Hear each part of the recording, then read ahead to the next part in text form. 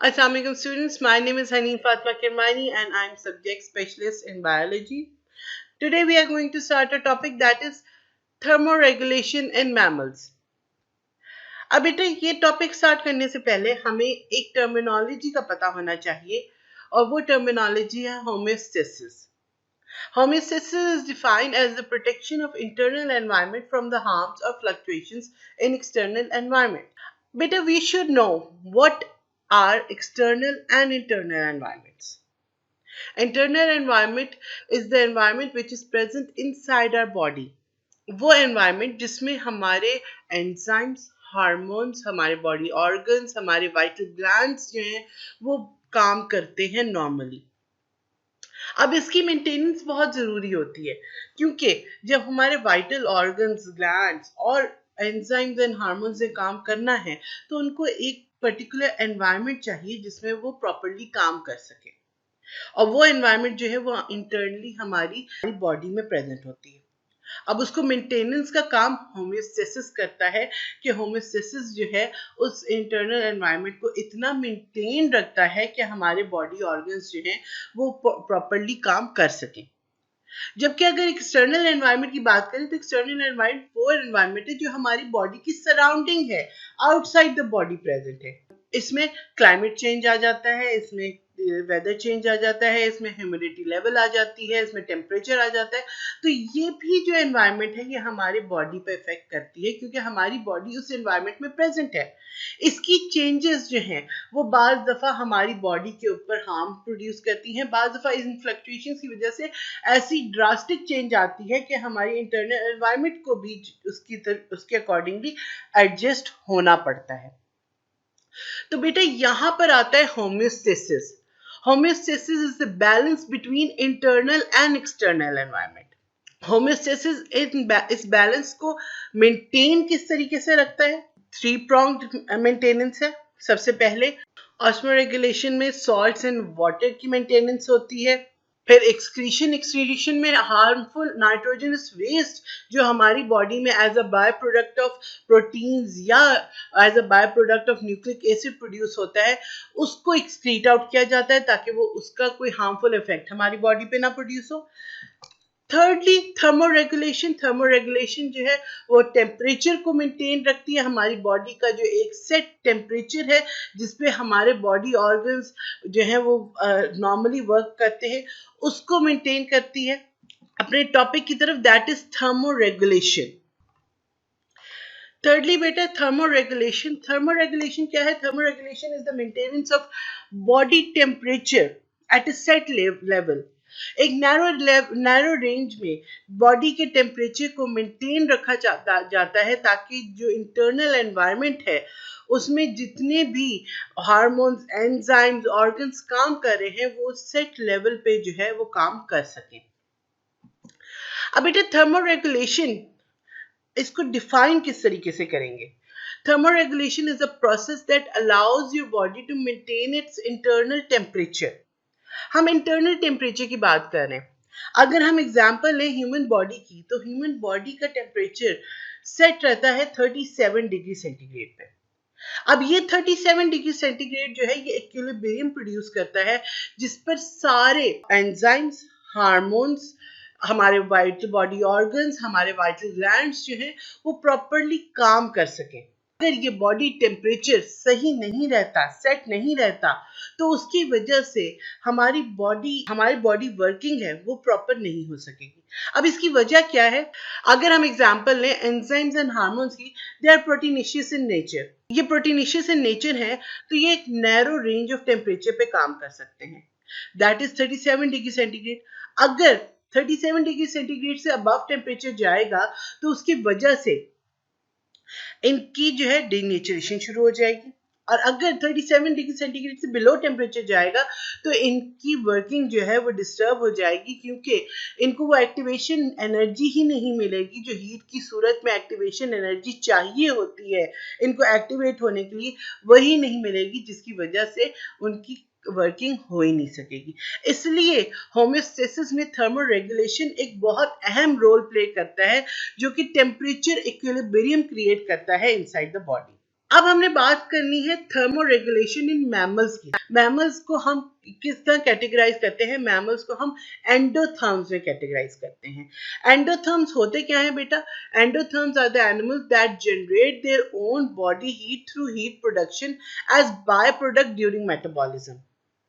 अब मेटाबॉलिज्म हमारे बॉडी में चल रहा होता है, हमारी बॉडी में मेटाबॉलिक रिएक्शंस चल रहे होते हैं और इन रिएक्शंस के रिजल्ट में बॉडी हीट जनरेट होती है और इस हीट को एंडोथर्म्स जो है वो अपनी बॉडी में कंजर्व रखते हैं ताकि वो अपनी बॉडी का टेम्परेचर एक नैरो रेंज पर मेंटेन कर रख सके। जैसा अगर हम ह्यूमंस की बात करें तो 36 to 38 degree centigrade is the narrow range जिसमें उनका बॉडी टेम्परेचर मेंटेन रहता है। अब इसी वजह से यानी इस बॉडी हीट को कंजर्व करने की वजह से इनका बॉडी टेम्परेचर मेंटेन रहता है और इसी वजह से मैमल्स ने जो है वो वाइड डिस्ट्रीब्यूशन अर्थ पे रखी हुई है, यानी हर हैबिटेट में मैमल्स जो हैं वो इनहेबिट करते हैं क्योंकि ये अपनी बॉडी के टेम्परेचर को मेंटेन कर सकते हैं। Mammals show different kind of regulatory strategies to overcome cold stress. Number one is shivering thermogenesis. Shivering thermogenesis is shown during cold winters. अब इसको जो है शिवरिंग थर्मोजेनेसिस होता क्या है? शिवरिंग थर्मोजेनेसिस जो है वो इंक्रीज मसल कॉन्ट्रैक्शन होती है। इंक्रीज मसल कॉन्ट्रैक्शन किस तरीके से होती है ये मैं आपको समझाऊंगी ग्राफिकली। अब कोल्ड स्ट्रेस है, कोल्ड इंड्यूस थर्मोजेनेसिस हुई, शिवरिंग शुरू हो गई। शिवरिंग में बेटा होता क्या है कि जो हमारे स्केलेटल मसल्स हैं ये बहुत ज्यादा कॉन्ट्रैक्ट और रिलैक्स करते हैं। इनकी ज्यादा कॉन्ट्रैक्शन और रिलैक्सेशन की वजह से हीट प्रोड्यूस होती है और इस हीट की प्रोडक्शन की वजह से हमारी बॉडी में गर्मी पैदा होती है। अब जब आप ये नोट करें कि जब ज्यादा सर्दी होती है तो एकदम से हमारे ऊपर कपकपाहट तारी हो जाती है और उस कपकपाहट की वजह से हमारी जो मसल्स हैं वो ज्यादा कॉन्ट्रैक्ट और रिलैक्स करते हैं और उनकी ज्यादा कॉन्ट्रैक्शन और रिलैक्सेशन की वजह से अचानक एक हीट वेव प्रोड्यूस होती है जिसकी वजह से हमारी बॉडी का टेम्परेचर रेज हो जाता है। अब ये शिवरिंग थर्मोजेनेसिस का एक और रेगुलेटरी स्ट्रेटेजी है, इसको हम कहते हैं non shivering thermogenesis. Non shivering thermogenesis it's hormone trigger thermogenesis. Hormone trigger किस तरीके से होता है बेटा? अगर आप अपनी स्क्रीन पे ये सामने जो ग्राफिकल रिप्रेजेंटेशन है इसको देखें तो हमारा हाइपोथैलेमस जो है, हाइपोथैलेमस हमारा थर्मोस्टैट है बॉडी के अंदर जो हमारी बॉडी के टेम्परेचर को कंट्रोल करता है। अब हाइपोथैलेमस एक फीडबैक मैकेनिज्म के थ्रू हीट की प्रोडक्शन करता है। वो किस तरीके से कि हाइपोथैलेमस से जैसे ही हमारी बॉडी में कोल्ड स्ट्रेस आता है तो हाइपोथैलेमस से थायराइड रिलीजिंग हार्मोन रिलीज होना शुरू हो जाता है। ये हार्मोन पिट्यूटरी की तरफ जाता है, पिट्यूटरी में ये थायराइड स्टिमुलेटिंग हार्मोन को रिलीज करता है। जैसे ही पिट्यूटरी से थायराइड स्टिमुलेटिंग हार्मोन रिलीज होना शुरू होता है तो हमारे नेक में जो थायराइड ग्लैंड प्रेजेंट है उधर से थायरोक्सिन की प्रोडक्शन शुरू हो जाती है। अब बेटा थायरोक्सिन का एक इम्पॉर्टेंट वर्क क्या है हमारी बॉडी में कि ये मेटाबॉलिक रेट को बढ़ा देता है। जैसे ही थायरोक्सिन की प्रोडक्शन स्टार्ट होती है तो हमारा मेटाबॉलिक रेट फास्ट हो जाता है और जैसे ही मेटाबॉलिक रेट फास्ट होता है तो मेटाबॉलिक रिएक्शंस की वजह से हीट की प्रोडक्शन शुरू हो जाती है। जब हीट की प्रोडक्शन शुरू होती है और हमारी बॉडी का टेम्परेचर एक सेट पॉइंट पे रेज हो जाता है तो थायरोक्सिन जो है फिर एक नेगेटिव फीडबैक भेजती है। मींस के थायरोक्सिन जो है वो पिट्यूटरी की तरफ एक फीडबैक भेजती है कि stop releasing thyroid stimulating hormone, और थायराइड स्टिमुलेटिंग हार्मोन जो है उसकी रिलीज बंद हो जाती है और जैसे ही उसकी रिलीज बंद होती है थायराइड रिलीजिंग हार्मोन की रिलीज बंद हो जाती है और इस तरीके से एक नॉन शिवरिंग थर्मोजेनेसिस हमारी बॉडी में क्रिएट होता है जिसमें स्केलेटल मसल्स नहीं इन्वॉल्व है, इसमें हार्मोन्स की प्रोडक्शन होती है और हार्मोन जो है वो हमारी बॉडी में हीट की प्रोडक्शन करता है। उसके बाद बेटा डिफरेंट एनिमल्स में डिफरेंट स्ट्रेटजीज होती हैं। ब्राउन फैट कुछ एनिमल्स प्रोड्यूस करते हैं। ये ब्राउन फैट जो है ये जैसे जैसे ब्रेक डाउन होता जाता है वैसे वैसे ब्रेक डाउन से हीट रिलीज होती है। फिर हमारी बॉडी में अगर एक्स्ट्रा हीट प्रोड्यूस हो जाए, मीन्स कि अब हम बात करते हैं वार्म टेम्परेचर की, कि अगर वार्म टेम्परेचर हो जाए तो हमारी बॉडी किस तरीके से उसको जो है ओवरकम करती है। हमारी बॉडी के अंदर ब्लड वेसल्स होती हैं हमारी स्किन की बिल्कुल लेयर के नीचे। ये ब्लड वेसल्स जो हैं ये ब्लड फ्लो की इंक्रीज कर देती है टुवर्ड्स स्किन, और जैसे ही ब्लड फ्लो की इंक्रीज टुवर्ड्स स्किन ज़्यादा होती है तो इसकी वजह से हमारी स्किन की तरफ ब्लड फ्लो बढ़ना शुरू हो जाता है, और ब्लड फ्लो जो है, जो हीट, एक्स्ट्रा हीट ब्लड के अंदर होती है वो डिसिपेट आउट हो जाती है हमारी स्किन के ऊपर। फिर स्वेट ग्लैंड्स हमारी स्किन में होते हैं जो कि इवेपोरेटिव कूलिंग करते हैं थ्रू स्किन। उसके बाद मैमल्स में स्किन जो है it is the main thermoregulatory organ, because skin जो है वो मैमल्स की पूरी बॉडी के ऊपर प्रेजेंट होती है, और स्किन के थ्रू जो है जितना टेम्परेचर कंट्रोल होता है वो मैमल्स जो है स्किन के थ्रू ज्यादातर टेम्परेचर कंट्रोल जो है वो मैमल्स करते हैं। अब बेटा हम आते हैं कोल्ड टेम्परेचर की तरफ कि मैमल्स कौन कौन सी रेगुलेटरी स्ट्रैटेजीज यूज करते हैं ताकि वो मिनिमाइज कर सकें अपना heats exchange between environment and their body. इसमें सबसे पहले हम बात करेंगे वेजोडाइलेशन एंड वेजोकंस्ट्रिक्शन की। बेटा वेजोडाइलेशन एंड वेजोकंस्ट्रिक्शन जो है ये बहुत इफेक्टिव वे है हीट एक्सचेंज का, मगर इससे पहले आपको ये पता होना चाहिए कि what is vasodilation and what is वेजोकंस्ट्रिक्शन।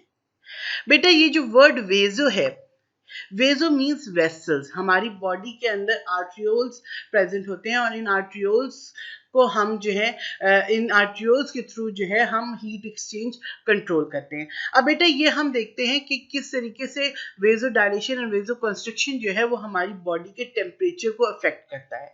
सबसे पहले अगर हम ये बात करें कि external factor is hot climate, अगर गर्मी का मौसम है और एक्सटर्नल फैक्टर जो है वो इंक्रीज टेम्परेचर है, तो हमारा हाइपोथैलेमस दो एक्शंस लेगा उसके अगेंस्ट। सबसे पहला एक्शन ये होगा कि वेजोडाइलेशन करेगा। वेजोडाइलेशन मींस वेसल्स का फूल जाना या वेसल्स का खुल जाना। अब वेसल्स जो है हमारी बॉडी के अंदर वो ओपन हो जाएंगी, वो डायलेट हो जाएंगी। दूसरा जो एक्शन है, दूसरा जो रिस्पॉन्स है वो ये होगा कि डायाफोरेसिस होगी। Diaphoresis means increase sweat production. तो हाइपोथैलेमस क्या दो एक्शन देगा against hot stress, vasodilation and diaphoresis. इन दोनों का रिस्पांस क्या होगा, जैसे ही वेजोडाइलेशन की वजह से ब्लड फ्लो हमारी स्किन की तरफ ज्यादा होगा तो हीट जो है वो हमारे ब्लड से हमारी स्किन के थ्रू डिसिपेट आउट होगी। दूसरे डायाफोरेसिस से जैसे ही इंक्रीज स्वेटिंग होगी तो इवेपोरेटिव कूलिंग स्किन के ऊपर से शुरू हो जाएगी, जिसकी वजह से हमारी बॉडी का टेम्परेचर लोअर हो जाएगा। दूसरा इफेक्ट क्या है, एक्सटर्नल टेम्परेचर हमारा लोअर है, मींस कोल्ड स्ट्रेस है। तो हमारा हाइपोथैलेमस क्या एक्शन लेगा, हमारा हाइपोथैलेमस दो एक्शन लेगा। एक वेजोकंस्ट्रिक्शन। वेजोकंस्ट्रिक्शन मींस कि जो ब्लड वेसल्स है उनको कंस्ट्रिक्ट कर देगा, उनको सुकेड़ देगा। दूसरा एक्शन क्या होगा, शिवरिंग। हमारी बॉडी में शिवरिंग स्टार्ट हो जाएगी, हमारे स्केलेटल मसल्स जो हैं वो बहुत ज्यादा कॉन्ट्रैक्ट और रिलैक्स करेंगे, जिनकी कॉन्ट्रैक्शन और रिलैक्सेशन की वजह से हीट प्रोड्यूस होगी। अब वेजोकंस्ट्रिक्शन जब होगी तो वेजोकंस्ट्रिक्शन का इफेक्ट क्या होगा कि वेजोकंस्ट्रिक्शन की वजह से ब्लड फ्लो टुवर्ड स्किन रुक जाएगा। जब वेजोकंस्ट्रिक्शन की वजह से ब्लड फ्लो टुवर्ड स्किन रुक जाएगा तो उसकी वजह से स्किन के थ्रू जो हीट डिसिपेट आउट होनी थी वो नहीं होगी, हीट लॉस मिनिमाइज हो जाएगा। शिवरिंग की वजह से हीट प्रोडक्शन स्टार्ट हो जाएगी। जब शिवरिंग की वजह से हीट प्रोडक्शन स्टार्ट हो जाएगी तो हमारी बॉडी में वार्मिंग इफेक्ट आएगा, मींस कि हमारी बॉडी का टेम्परेचर इंक्रीज कर जाएगा। अब बेटा ये वेजोडाइलेशन और वेजोकंस्ट्रिक्शन हमारी बॉडी में एक रीजनल टेम्परेचर डिफरेंस कर देते हैं जो ड्यूरिंग कोल्ड डेज बहुत इंपॉर्टेंट होता है। अब कोल्ड डेज के दौरान आपने अक्सर नोटिस किया होगा कि आपके आर्म्स एंड लेग्स जो हैं वो थोड़े, उनका टेम्परेचर थोड़ा डाउन होता है, जबकि हमारी जो ट्रंक का रीजन है, जो हमारी थोरेसिक एंड एब्डोमिनल कैविटी है, उस साइड पे जो टेम्परेचर है वो इंक्रीज होता है। अब बेटा इसकी वजह क्या है कि ड्यूरिंग कोल्ड डेज जब हमारे थोरेसिक कैविटी, जहां पर हमारे वाइटल ऑर्गन्स और वाइटल ग्लैंड्स प्रेजेंट हैं, उनको एक टेम्परेचर चाहिए फॉर नॉर्मल वर्किंग। वो टेम्परेचर प्रोवाइड करने के लिए हमारी बॉडी में जो ब्लड वेसल्स हैं वो सारा blood flow towards that region कर देते हैं, मींस कि सारा ब्लड फ्लो जो है वो टूवर्ड्स ट्रंक रीजन हो जाता है और उसकी वजह से ब्लड फ्लो हमारे आर्म्स और लेग्स की तरफ जो है वो स्लो हो जाता है, जिसकी वजह से हमारे आर्म्स एंड लेग्स जो हैं उनका टेम्परेचर लोअर रहता है और हमारा जो बॉडी का ट्रंक रीजन है जहां पर हमारी thoracic and abdominal cavity present है उस तरफ का जो टेम्परेचर है वो हाई रहता है। मोस्ट टेरेस्ट्रियल मैमल्स में फर जो है एक ऐसी अडेप्टेशन है जो कि कोल्ड के अगेंस्ट बहुत ज़्यादा इंपॉर्टेंट है। जो मोस्ट एनिमल्स हैं वो फर को रेज कर लेते हैं, फर को फ्लफ कर लेते हैं। अब फर की फ्लफिंग की वजह से क्या होता है कि एक स्टिल एयर जो है वो उसके अंदर ट्रैप हो जाती है और ट्रैपिंग की वजह से वो इंसुलेटर बना देती है बिटवीन स्किन एंड सराउंडिंग्स। अब ये इंसुलेटर जो है ये हीट लॉस को मिनिमाइज कर देता है, मींस के बॉडी से जो हीट लॉस होनी है, जो स्किन के थ्रू हीट लॉस होनी है उसको मिनिमाइज कर देता है, जिसकी वजह से बॉडी हीट जो है वो उनकी बॉडी के अंदर कंजर्व रहता है। बेटा ह्यूमंस में स्किन जो है it is a outer layer present on human body. अब ये स्किन जो है it is a direct contact between internal and external environment. During winters skin जो है वो एज अ बैरियर काम करती है between body and the surroundings ताकि हीट लॉस को मिनिमाइज कर सके। जो बेसिक इंसुलेटिंग मटेरियल प्रेजेंट होता है दैट इज एडिपोज टिश्यू जो कि स्किन के डायरेक्ट बीनीथ प्रेजेंट होता है। इसके साथ साथ स्किन के दूसरे स्ट्रक्चर्स भी जो हैं वो हीट लॉस के अगेंस्ट काम करते हैं। इन दूसरे स्ट्रक्चर्स की फंक्शनिंग जो है हम वीडियो के थ्रू देखेंगे। अंडर कोल्ड कंडीशंस स्किन जो है उसके अंदर डिफरेंट स्ट्रक्चर्स प्रेजेंट होते हैं जो कि रिस्पॉन्स करते हैं ताकि हीट लॉस रिड्यूस हो सके। फर्स्टली इरेक्टर मसल्स जो हैं ये स्किन के अंदर ये पुल करते हैं हेयर फॉलिकल्स को ताकि हेयर स्ट्रेट हो सके। हेयर की स्ट्रेटनिंग की वजह से एक स्टिल एयर बैरियर बन जाता है between skin and the surroundings जो कि इंसुलेट करता है हीट लॉस को। इसके साथ साथ स्वेट ग्लैंड्स जो हैं उनकी वर्किंग जो है उसको बंद कर दिया जाता है ताकि स्वेट प्रोड्यूस ना हो और स्वेट जब प्रोड्यूस नहीं होगी तो इवेपोरेटिव कूलिंग नहीं होगी। इसके साथ साथ आर्ट्रियोल्स जो हैं उनको कंस्ट्रिक्ट कर दिया जाता है ताकि ब्लड फ्लो जो है वो मिनिमाइज हो जाए। जब ब्लड फ्लो मिनिमाइज होता है तो उसकी वजह से स्किन के थ्रू जो हीट लॉस है वो मिनिमाइज हो जाता है। इसके साथ साथ स्किन के अंदर जो है वो एडिपोज टिश्यू जिसे अभी मैंने बताया सबक्यूटेनियस फैट लेयर होती है, ये सबक्यूटेनियस फैट लेयर जो है वो बढ़ जाती है जिसकी वजह से इंसुलेटर बन जाता है जो कि इंसुलेट करता है हीट लॉस को between the environment and the body. अब बेटा हम बात करते हैं मेरीन मैमल्स की। मेरीन मैमल्स के बॉडी में एपिडर्मिस के बिल्कुल नीचे एक ब्लबर लेयर मौजूद होती है। एपिडर्मिस के नीचे डर्मिस है, डर्मिस के नीचे ये देखिए ये फैट लेयर है, it is called blubber layer. ये ब्लबर लेयर का काम क्या होता है, जैसे ये मरीन मैमल्स जैसा वेल्स हो गए, सील्स हो गए, ये बहुत ज्यादा कोल्डर वाटर्स में मौजूद होते हैं।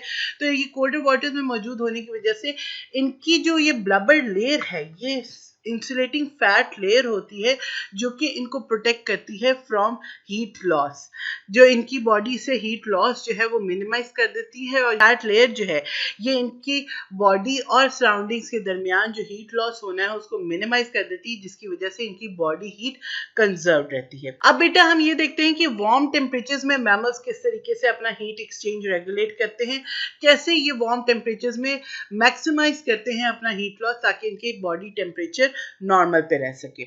बेटा अब सबसे पहले हम बात करेंगे मेरीन मैमल्स की। मेरीन मैमल्स जो वार्म क्लाइमेट में रहते हैं, जो वार्म वाटर्स में रहते हैं, उनकी जो स्किन है उसके नीचे ब्लड वेसल्स का नेटवर्क होता है। ये ब्लड वेसल्स का जो नेटवर्क है ये हीट एक्सचेंज को मैक्सिमाइज कर देता है। पूरी बॉडी से जो ब्लड होकर इन वेसल से गुजरता है तो जो मैक्सिमम हीट एक्सचेंज है between the surrounding water and body वो मैक्सिमाइज हो जाता है और ये मैक्सिमम हीट जो है वो अपनी वार्म वाटर्स में डिसिपेट आउट कर देती हैं। तो इसकी वजह से इनकी बॉडी का टेम्परेचर जो है वो कंजर्व रहता है। बेटा हम बात कर रहे थे टेरेस्ट्रियल मैमल्स की, तो टेरेस्ट्रियल मैमल्स में ह्यूमंस जो है, ह्यूमंस के अंदर स्किन बहुत अहम रोल प्ले करती है थर्मोरेगुलेटरी स्ट्रेटजीज में। स्किन के अंदर डिफरेंट ग्लैंड्स मौजूद होते हैं, डिफरेंट स्ट्रक्चर्स मौजूद होते हैं जो कि हेल्प आउट करते हैं थर्मोरेगुलेटरी प्रोसेसेस। इसमें अगर बात करें तो सबसे इंपॉर्टेंट स्वेट ग्लैंड है। स्वेट ग्लैंड से स्वेट प्रोड्यूस होता है और ये स्वेट जो है वो इवेपोरेटिव कूलिंग के थ्रू जो है वो हेल्प करता है to lower the temperature of the body. अब जो है अंडर हॉट कंडीशन स्किन के अंदर डिफरेंट स्ट्रक्चर्स मौजूद होते हैं जो प्रमोट करते हैं हीट लॉस को फ्रॉम द बॉडी। इसमें सबसे पहले जो इरेक्टर मसल्स हैं वो रिलैक्स हो जाते हैं। इनके रिलैक्स होने की वजह से हेयर जो है वो फ्लैट हो जाते हैं और फ्लैट होने की वजह से जो एयर की थिक लेयर थी वो थिनर हो जाती है। एयर की थिनर होने की वजह से मोर बॉडी हीट जो है वो प्रोड्यूस होना शुरू हो जाती है टुवर्ड्स सराउंडिंग्स। इसके साथ साथ जो स्वेट ग्लैंड्स हैं वो एक्टिवेट हो जाते हैं। स्वेट ग्लैंड्स की एक्टिवेशन की वजह से स्वेट प्रोड्यूस होता है जिससे इवेपोरेटिव कूलिंग होती है और इवेपोरेटिव कूलिंग होने की वजह से बॉडी सरफेस से जो है वो हीट लॉस होना शुरू हो जाती है। इसके बाद जो आर्ट्रियोल्स हैं, आर्ट्रियोल्स के अंदर जो ब्लड फ्लो है वो ज़्यादा हो जाता है, आर्ट्रियोल्स डायलेट हो जाती है, ब्लड फ्लो ज़्यादा होता है स्किन की तरफ और जैसे जैसे स्किन की तरफ ब्लड फ्लो ज़्यादा होता है हीट ज़्यादा डिसिपेट आउट होती है from skin towards the surroundings. इसके बाद जो सबक्यूटेनियस फैट लेयर है वो थिनर होना शुरू हो जाती है। जैसे जैसे सबक्यूटेनियस फैट लेयर थिन होती जाती है वैसे वैसे हीट लॉस का प्रोसेस जो है वो ज़्यादा हो जाता है क्योंकि इंसुलेटिंग लेयर जो है वो ख़त्म होना शुरू हो जाती है। तो ये डिफरेंट रिस्पॉन्सेज से जो स्किन शो करती है इन हॉट क्लाइमेट। इसके बाद हम बात करते हैं डॉग्स की। डॉग्स के अंदर जो हीट लॉस का प्रोसेस है वो होता है इट्स रेस्पिरेटरी सिस्टम। इसको हम कहते हैं रेस्पिरेटरी ट्रैक कूलिंग सिस्टम क्योंकि हम इसमें डॉग्स में जो है वो रेस्पिरेटरी ट्रैक जो है उधर से इवेपोरेटिव कूलिंग होती है जिसकी वजह से पूरी बॉडी का जो हीट है वो रेस्पिरेटरी ट्रैक के थ्रू जो है वो बाहर निकलती है। इस प्रोसेस को हम कहते हैं पैंटिंग। आपने अक्सर नोट किया होगा कि डॉग्स जो हैं वो ड्यूरिंग हॉट समर्स वो पैंट करते हैं, वो हाँपते हैं, मुंह खोल के जोर जोर से सांस लेते हैं। अब इससे होता क्या है कि जब डॉग्स पैंट करते हैं तो उनका ये जो रेस्पिरेटरी ट्रैक है, ट्रेकिया, ब्रोंक्यूल्स और एल्विलाई, इसमें जो है वो हॉट एयर मुंह से बाहर निकलती है और कूल एयर जो है वो मुंह की तरफ जाती है। इससे होता क्या है बेटा, ये प्रोसेस जो है वो इतना अहम क्यों है? क्योंकि जब हॉट एयर जो है वो लंग्स के अंदर मौजूद होती है, हॉट एयर लंग्स के अंदर जब मौजूद होती है तो लंग्स के अंदर जो एल्विलाई है इनके इर्द गिर्द बहुत थिकन लेयर होती है कैपिलरीज की। अब ये लेयर क्या करती है? ये लेयर एक बहुत अहम रोल प्ले करती है। जब cool air inside the body आती है और हॉट एयर आउटसाइड जाती है, जो ब्लड इन कैपिलरीज के अंदर मौजूद होता है वो ब्लड से हीट जो है वो एयर के अंदर डाल देते हैं और जब वो हीट जो है वो उस एयर के साथ मुंह के जरिए बॉडी से एग्जिट आउट कर, जो लंग्स के अंदर टेम्परेचर हायर हुआ होता है वो जैसे ही कूलर एयर इनसाइड लंग्स आती है वो लोअर हो जाता है और इस तरह से जो है वो डॉग्स अपना जो है वो थर्मोरेगुलेटरी सिस्टम जो है उसको मेंटेन रखते हैं। इसके बाद हम बात करते हैं बैट्स की। बैट्स जो है, बैट्स अपना यूरिन और स्लाइवा यूज करते हैं फॉर इवेपोरेटिव कूलिंग। बैट्स जो है वो अपनी पूरी जो बॉडी है उसके ऊपर स्लाइवा जो है वो अपनी टंग के साथ लगाते हैं। जैसे ही स्लाइवा उनकी बॉडी पे लगता है, स्लाइवा की इवेपोरेशन की वजह से इवेपोरेटिव कूलिंग होती है और इनका बॉडी टेम्परेचर लोअर हो जाता है। इसके साथ साथ बैट्स जो है वो हैंग करते हैं अपने ट्रीज के साथ या किसी भी केव के अंदर। तो ये उल्टे हैंग होने की वजह से इनका यूरिन इनकी पूरी बॉडी के ऊपर गिरता है जिसकी इवेपोरेशन की वजह से इनके जो पूरी बॉडी टेम्परेचर है वो लोअर हो जाता है। अब बेटा हम अपने नेक्स्ट टॉपिक की तरफ चलते हैं, that is thermostatic function and feedback control mechanism. बेटा ह्यूमंस में जो थर्मोस्टेटिक सिस्टम है या थर्मोरेगुलेटरी सिस्टम इसको हम कह सकते हैं, वो प्रेजेंट होता है हाइपोथैलेमस में। हाइपोथैलेमस जो है वो रिस्पॉन्सिबल होता है कि वो हमारे बॉडी के टेम्परेचर को नॉर्मल रख सके, दैट इज 37 डिग्री सेंटीग्रेड। हम सबसे पहले वार्म टेम्परेचर की बात करते हैं कि अगर हमारी बॉडी जो है उसका टेम्परेचर जो है वो इम्बैलेंस हो और हायर हो जाए तो किस तरीके से जो है हमारी बॉडी जो है उसको लोअर करती है, हम सबसे पहले वो देखते हैं। हमने अभी बात की बेटा कि जो हमारी बॉडी है उसमें हाइपोथैलेमस जो है, हाइपोथैलेमस जो है it is the thermoregulatory centre of the body. अब क्या होता है बेटा, अगर जो है फर्ज करो कि यहाँ पर हम ग्राफिकली देखते हैं कि हमारी जो हेमोस्टैसिस है, नॉर्मल बॉडी टेम्परेचर जो है वो बिटवीन 35.6 टू 37.8 डिग्री सेंटीग्रेड जो है वो उसके दरमियान रहता है।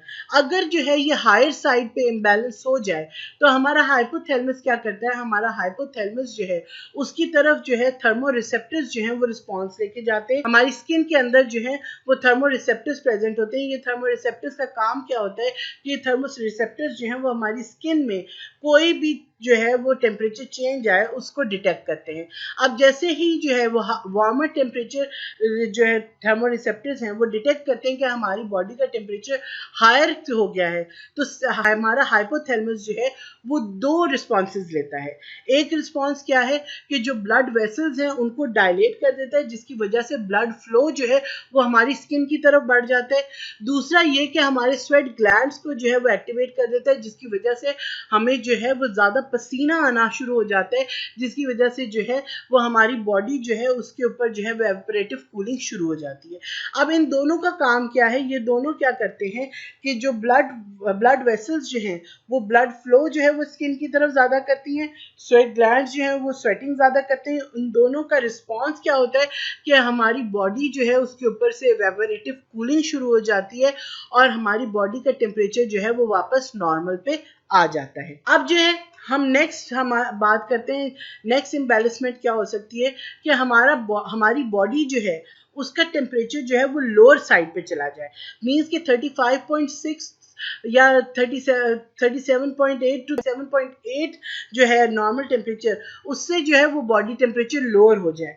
तो हमारी बॉडी जो हमारा जो हाइपोथैलेमस है वो क्या क्या रिस्पॉन्सेज देता है, जब कोल्ड रिसेप्टर्स जो हैं वो उसकी तरफ जो है वो इम्पल्सेस लेके जाते हैं हाइपोथैलेमस की तरफ, तो हाइपोथैलेमस दो रिस्पॉन्सेज शो करता है। एक रिस्पॉन्स क्या है कि वेजो कंस्ट्रिक्शन कर देता है, मीन्स कि हमारी जो ब्लड वेसल्स हैं उनको कंस्ट्रिक्ट कर देता है। इनकी कंस्ट्रिक्शन की वजह से क्या होता है कि जो ब्लड फ्लो है स्किन की तरफ वो मिनिमाइज हो जाता है। और दूसरी क्या होता है कि दूसरा शिवरिंग थर्मोजेनेसिस जो है उसको स्टार्ट कर देता है, मींस कि हमारे जो स्केलेटल मसल्स है वो उनकी रिलैक्सिंग एंड कॉन्ट्रैक्शन जो है उसको बढ़ा देता है, जिसकी वजह से शिवरिंग स्टार्ट हो जाती है। अब वेजो कंस्ट्रिक्शन और शिवरिंग का असर क्या होता है, उसका रिस्पॉन्स क्या बॉडी शो करती है कि शिवरिंग की वजह से हीट जो है वो प्रोड्यूस होना शुरू हो जाती है और वेजो कंस्ट्रिक्शन की वजह से हीट लॉस जो है वो मिनिमाइज हो जाता है और हमारी बॉडी का टेम्परेचर जो है वो वापस नॉर्मल की तरफ आ जाता है, मीन्स कि हमारी बॉडी का टेम्परेचर जो है वो वापस नॉर्मलाइज हो जाता है। बेटा हमारा नेक्स्ट टॉपिक जो है दैट इज कॉल्ड पायरेक्सिया, जिसको हम कहते हैं टेम्परेचर इन फीवर। अब पायरेक्सिया होता क्या है, पायरेक्सिया जो है जब भी हमें कोई बैक्टीरियल या वायरल इन्फेक्शंस होती हैं तो उन बैक्टीरियल या वायरल इन्फेक्शंस की वजह से अक्सर जो है हमें बुखार हो जाता है। अब बुखार क्यों होता है, बुखार इस वजह से होता है कि जब भी ये बैक्टीरियल या वायरल इन्फेक्शंस हों तो हमारी बॉडी में ल्यूकोसाइट्स बढ़ जाते हैं और ल्यूकोसाइट्स के साथ साथ ये पैथोजेंस जो हैं वो हमारे ब्लड सेल्स के अंदर एक केमिकल प्रोड्यूस करते हैं पायरोजेंस। पायरोजेंस क्या करते हैं कि ये हमारी बॉडी का जो सेट टेम्परेचर है 37 डिग्री सेंटीग्रेड उससे हमारे बॉडी के टेम्परेचर को बढ़ा देते हैं। अब इसके बढ़ाने की वजह से क्या होता है कि जैसे ही ये बॉडी का टेम्परेचर हमारा बढ़ता है तो हमारी बॉडी में एक प्रोटेक्टिव मैकेनिज्म शुरू हो जाता है। किस तरीके से कि ये जो बैक्टीरियल और वायरल जो पैथोजेंस होते हैं इनके अंदर इनकी एंजाइमेटिक जो प्रॉपर्टीज हैं वो बहुत इंपॉर्टेंट होती हैं। यही एंजाइम्स जो हैं वो इनको भी कंट्रोल करते हैं और उसके बाद ये जो है ये हमारे बॉडी के अंदर इन्फेक्शंस कॉज करने में भी हेल्प आउट करते हैं। जब हमें फीवर होता है तो हमारे फीवर होने की वजह से ये एंजाइम्स जो हैं वो डीनेचर हो जाते हैं और जब ये एंजाइम्स डीनेचर हो जाते हैं तो इसकी वजह से जो है वो हमारी बॉडी के अंदर इन्फेक्शंस कॉज नहीं होती। तो इसलिए जो है पायरेक्सिया जो है ये बहुत इंपॉर्टेंट प्रोटेक्टिव मैकेनिज्म है हमारी बॉडी का, जो कि हमारी बॉडी का जो सेट टेम्परेचर है उसकी डिस्प्लेसमेंट की वजह से होता है। अब बेटा हम रिकैप करते हैं कि आज हमने क्या क्या पढ़ा था। हमने थर्मोरेगुलेशन इन मैमल्स पढ़ा। फिर हमने ये देखा कि होमियोस्टेसिस क्या होता है। होमियोस्टेसिस में हमने थर्मोरेगुलेशन का सिस्टम पढ़ा कि थर्मोरेगुलेशन क्या है। हमने एंडोथर्म्स का पढ़ा कि एंडोथर्म्स क्या होते हैं। फिर हमने थर्मोरेगुलेशन स्ट्रेटजीज पढ़ी मैमल्स में डिफरेंट, जैसा shivering and non shivering thermogenesis. फिर हमने ये देखा कि कोल्ड टेम्परेचर में किस किस तरीके से मैमल्स जो हैं वो अडेप्ट करते हैं। फिर हमने ये देखा कि वार्म टेम्परेचर में किस किस तरीके से मैमल्स अडेप्ट करते हैं। फिर हमने ये भी देखा कि थर्मोस्टेट फंक्शन क्या होता है और किस तरीके से फीडबैक कंट्रोल मैकेनिज्म चलता है। और फिर हमने लास्टली ये देखा कि पायरेक्सिया क्या होता है और इसका क्या मैकेनिज्म है हमारी बॉडी में। बेटा आई होप आप लोगों को आज का लेक्चर बहुत अच्छे से समझ आया होगा और आप लोगों को थर्मोरेगुलेटरी स्ट्रेटजीज का बहुत अच्छे से पता चल गया होगा। ये भी बहुत अच्छे से पता चल गया होगा कि स्किन किस तरीके से थर्मोरेगुलेटरी ऑर्गन के तौर पे काम करती है। Thank you for listening the lecture.